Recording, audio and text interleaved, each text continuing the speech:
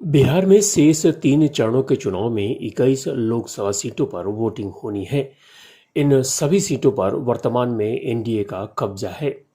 हालांकि विधानसभा सीटों के हिसाब से एनडीए और एनडीए गठबंधन दोनों ही आमने सामने हैं।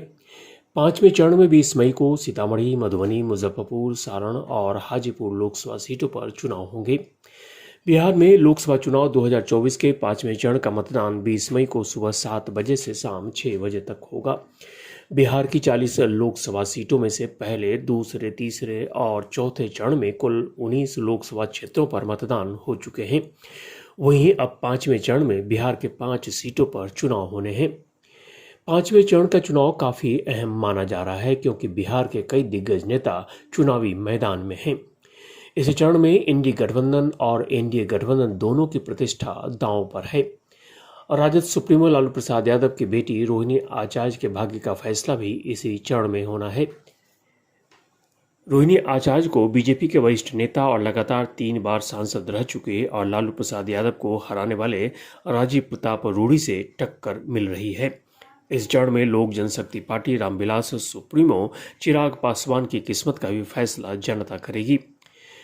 दूसरी बार मधुबनी लोकसभा सीट से हुक्मदेव नारायण के बेटे अशोक यादव अपनी किस्मत आजमा रहे हैं, तो वहीं सीतामढ़ी से देवेश चंद्र ठाकुर चुनावी मैदान में टाल ठोक रहे हैं।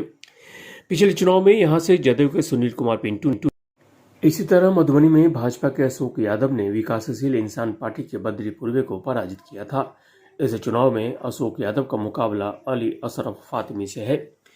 मुजफ्फरपुर में भाजपा के असय निषाद ने विकासशील इंसान पार्टी के राजभूषण चौधरी को पराजित कर पिछले चुनाव में विजय प्राप्त की थी।